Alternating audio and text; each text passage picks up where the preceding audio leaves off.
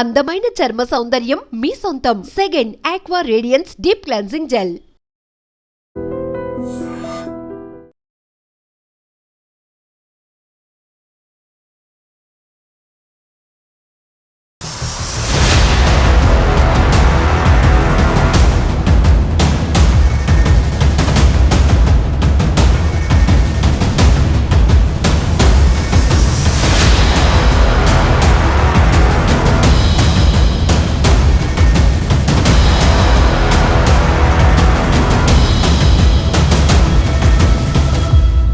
మన దేశంలో ఉంటూ ఉగ్రవాద సంస్థతో చేతులు కలిపి అనునిత్యం వాళ్ళ డైరెక్షన్ లో పనిచేస్తున్న స్లీపర్ సెల్స్ ని వారిపైన నిఘా వర్గాలు పెద్ద ఎత్తున ఫోకస్ పెట్టాయి.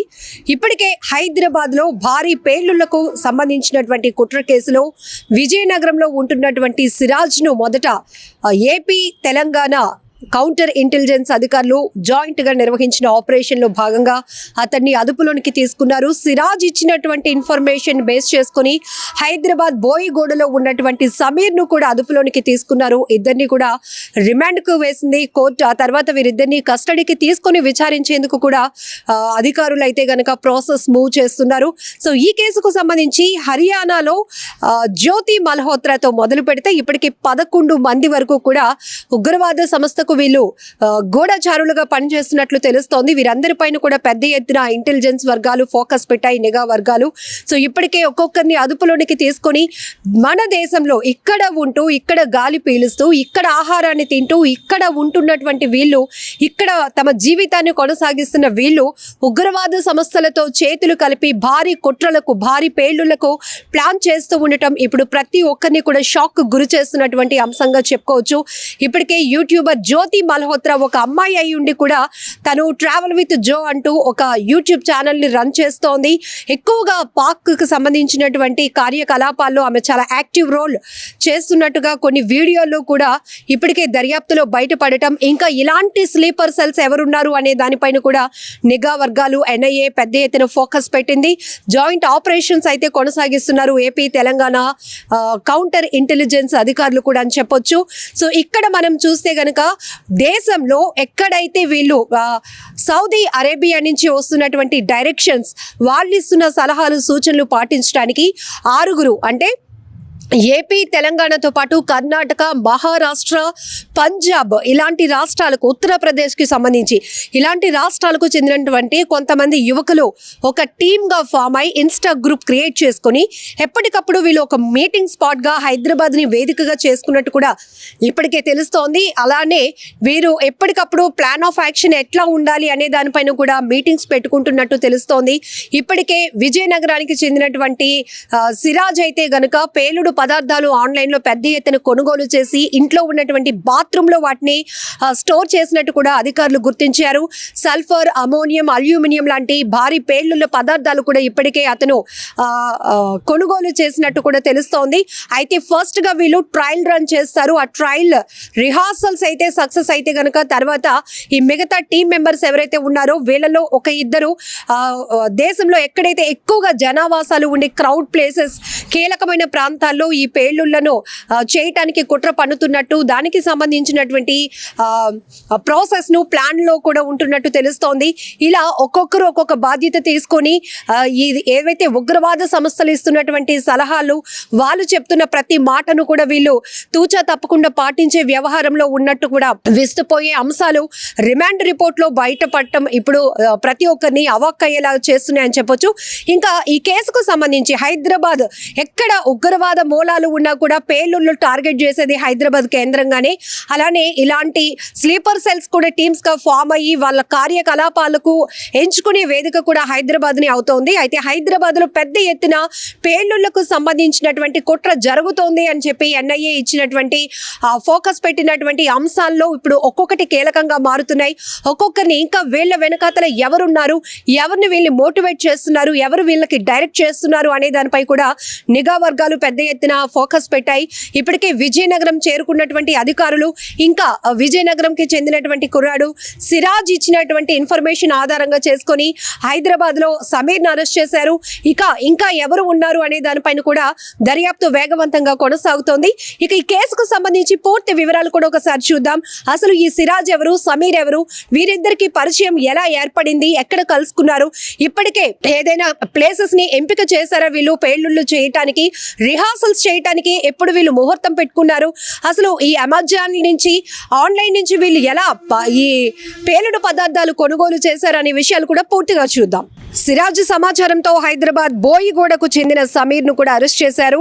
10వ తరగతి చదివినటువంటి సమీర్ సికింద్రాబాద్ లో లిఫ్ట్ మెకానిక్ గా పనిచేస్తున్నాడు. సోషల్ మీడియా ద్వారా ఉగ్ర భావజాలానికి వీరు ఆకర్షితులైనట్టు తెలుస్తోంది. విజయనగరం 2 టౌన్ లో నమోదైనటువంటి ఉగ్ర కుట్ర కేసులో దర్యాప్తు వేగవంతం చేశారు ఇంటెలిజెన్స్ అధికారులు. ఉగ్రవాది సంస్థతో తరచూ వీళ్ళు సంప్రదింపులు జరుపుతున్నట్టు కూడా కీలకమైనటువంటి అంశాలను రాబడుతున్నారు. తల్లి సోదరితో కలిసి మహమ్మద్ సమీర్ ఇక్కడ ఉంటున్నాడు. అలాగే సల్ఫర్, అమోనియం, అల్యూమినియం లాంటి పేలుడు పదార్థాలను కూడా స్వాధీనం చేసుకున్నారు.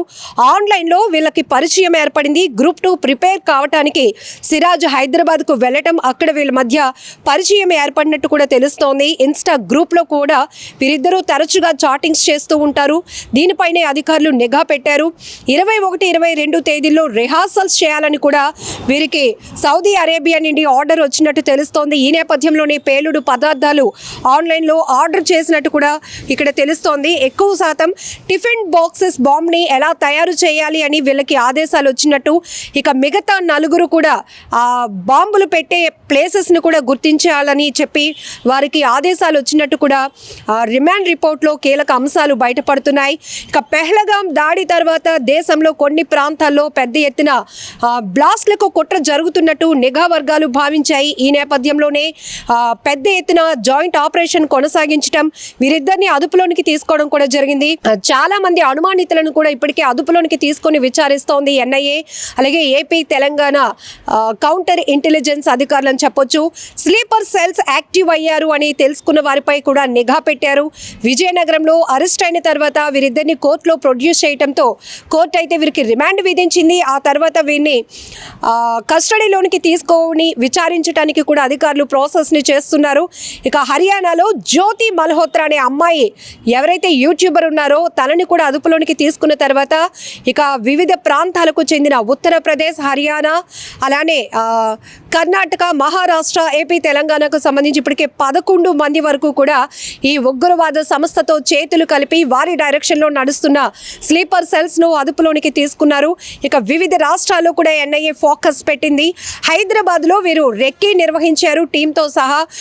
అలానే ఏవైతే ఈ బాంబు పేలులకు సంబంధించినటువంటి ప్రాంతాలు కూడా గుర్తించినట్టు కూడా తెలుస్తోంది. చార్మినార్ పరిసర ప్రాంతాల్లో ఎక్కువగా రద్దీ ఉంటుంది కాబట్టి, అలాగే హైదరాబాద్కు సంబంధించి అమీర్పేట, కేపీహెచ్బి కాలనీ, మెట్రో స్టేషన్స్లో కూడా వీరు అక్కడ ఒక ఫోకస్ పెట్టి ఈ బాంబు పేలులు ముందుగా రిహార్సల్స్ సక్సెస్ అయితే కనుక ఆ తర్వాత పెద్ద ఎత్తున ఈ టిఫిన్ బాక్స్ బాంబ్స్ తయారు చేయాలని ఆదేశాలు ఇప్పటికే వచ్చాయి. కాబట్టి ఈ నేపథ్యంలోనే హైదరాబాద్ లాంటి కీలకమైన ప్రాంతంలో దేశంలో పలు చోట్ల వీళ్ళు బ్లాస్టింగ్స్ చేయడానికి కూడా ప్లాన్ చేసుకున్నట్టు కూడా నిఘా వర్గాలు అయితే కనుక కీలకమైన అంశాలు బయట పెడుతున్నాయి. ఇక ఈ సమీర్, సిరాజ్ ఇద్దరూ కలిసి అల్ హింద్ ఇత్తెహాదుల్ ముస్లిమిన్ సంస్థని ఏర్పాటు చేసినట్టు కూడా ఎన్ఐఏ గుర్తించింది. బోయిగూడ రైల్ కళారంగ కాలనీ వద్ద కూడా నిఘా పెట్టారు పోలీసులు.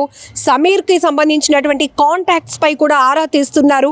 ఇంకా ఈ టీంలో ఎవరెవరు ఇన్వాల్వ్ అయి ఉన్నారు, ఇప్పటికే వీళ్ళు పండినటువంటి కుట్ర కోణం ఏంటి, ఎవరు వీళ్ళని డైరెక్ట్ చేస్తున్నారు అనే దానిపై కూడా పోలీసులు ఆరా తీస్తున్నారు. అయితే హైదరాబాద్ పేలుళ్ల కుట్రకు సంబంధించినటువంటి కీలక అంశాలు ఒక్కొక్కటిగా బయటపడుతూ ఉండటం ప్రతి ఒక్కరిని కూడా విస్తుపోయేలా చేస్తున్నాయి. ఈ టీంలో కర్ణాటక, మహారాష్ట్ర యువకులు ఎక్కువగా యాక్టివ్ రోల్ పార్టిసిపేట్ చేస్తున్నట్లు తెలుస్తోంది. హైదరాబాద్లో అయితే వీళ్ళు 3 రోజుల పాటు కలిసి ఉన్నట్టు రిమాండ్ రిపోర్ట్లో కూడా అధికారులు పేర్కొన్నారు. ఇక ఐసిస్ హ్యాండ్లర్కు సంబంధించి సౌదీ నుంచి వచ్చేటటువంటి ఆదేశాలు వీళ్ళు తూచా తప్పకుండా పాటిస్తూ అమలు చేయడంపై కూడా మీటింగ్ పెట్టుకున్నట్టు కూడా తెలుస్తోంది. ఇక యూట్యూబర్ జ్యోతి మల్హోత్రా దగ్గరకు వస్తే జ్యోతితో సహా 11 మందిపై కూడా దేశద్రోహం కేసు ఫైల్ అయింది. యూట్యూబర్ జ్యోతి మల్హోత్రాతో మొదలు పెడితే గనక ఇప్పటి వరకు పాక్ కోసం వీళ్ళు పనిచేస్తున్నట్టు భావిస్తున్న 11 మంది గూఢాచారుల వివరాలు కూడా నిఘా సంస్థ బయటపెట్టింది. వీరంతా హర్యానా, పంజాబ్, యూపీ రాష్ట్రాలకు చెందిన వారు కావటం గమనార్హం. ఆ 11 మందిని కూడా ఇప్పటికే గుర్తించారు. వాళ్ళ డీటెయిల్స్ ఒకసారి చూస్తే గనక జ్యోతి మల్హోత్రాది హర్యానాలోని హిస్సర్. 33 ఏళ్ల జ్యోతికి సోషల్ మీడియాలో చాలా మంచి ఫాలోయింగ్ ఉంది. ట్రావెలింగ్ వీడియోలు చేస్తూ ఉంటుంది. ఎక్కువగా యూట్యూబ్లో ట్రావెల్ విత్ జో పేరిట ఛానల్ రన్ చేస్తోంది. ఢిల్లీలోని పాకిస్తాన్ హై కమిషన్కు చెందిన డానిష్ అనే ఉద్యోగితో ఆమెకు పరిచయం ఏర్పడింది. ఆ పరిచయంతో పాకిస్తాన్ కోసం గూఢాచారిగా పనిచేయటం మొదలుపెట్టినట్టు తెలుస్తోంది. ఇక దేవేంద్ర సింగ్ దిల్హన్, పంజాబ్లోని మస్తగర్కు చెందినటువంటి దేవేంద్ర సింగ్ పాటియాలాలోని కల్సా కాలేజ్లో MA ఫస్ట్ ఇయర్ చదువుతున్నాడు. కొన్నేళ్ల క్రితం ఇతడికి పాకిస్తాన్ ఇంటెలిజెన్స్ ISIలతో పరిచయం ఏర్పడింది. అప్పటి నుంచి కూడా భారత్కు వ్యతిరేకంగా పనిచేస్తున్నాడు. మే 12వ తేదీన తన ఫేస్బుక్ ఖాతాలో పిస్టల్స్, గన్నుల ఫోటోలు పెట్టి అరెస్ట్ అయ్యాడు. పోలీసుల విచారణలో పాకిస్తాన్ కోసం పనిచేసినట్లు కూడా అతడు ఒప్పుకున్నాడు. ఇక థర్డ్ పర్సన్ తారిక్ది హర్యానాలోని కంగార్క గ్రామం. పాకిస్తాన్ కోసం గూఢచర్యం చేస్తున్నాడన్న కారణంతో హర్యానా పోలీసులు, కేంద్ర నిఘా వర్గాలు జాయింట్ ఆపరేషన్ చేసి అతన్ని అదుపులోనికి తీసుకున్నారు. ఇక అర్మన్, 23 ఏళ్ల అర్మన్ భారత్ పాకిస్తాన్ యుద్ధ సమయంలో భారతదేశానికి సంబంధించిన విషయాలను పాకిస్తాన్కు చేరవేశాడు. హర్యానాలోని నోహల్లో అతన్ని అరెస్ట్ చేశారు. ఇక 5th పర్సన్కి వస్తే నౌమన్ ఇల్లాహి, 24 ఏళ్ల నౌమన్ ఇల్లాహి ఉత్తరప్రదేశ్లోని కైరానా, నౌమన్ హర్యానాలో సెక్యూరిటీ గార్డ్గా పనిచేస్తున్నాడు. ఇతడు పాకిస్తాన్ ISIతో సంబంధం పెట్టుకున్నాడు. పాకిస్తాన్ను సమాచారం అందించిన ప్రతిసారి కూడా ఇతగాడికి డబ్బులు వచ్చేవి, అవి అతడి బావమర్ది అకౌంట్లో పడేవి అన్నట్టుగా కూడా విచారణలో తెలుస్తోంది.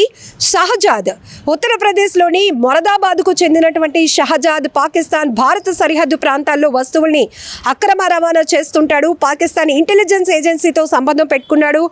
దేశానికి సంబంధించిన సమాచారాన్ని కూడా పాకిస్తాన్కు చేరవేశాడు ఇటీవల.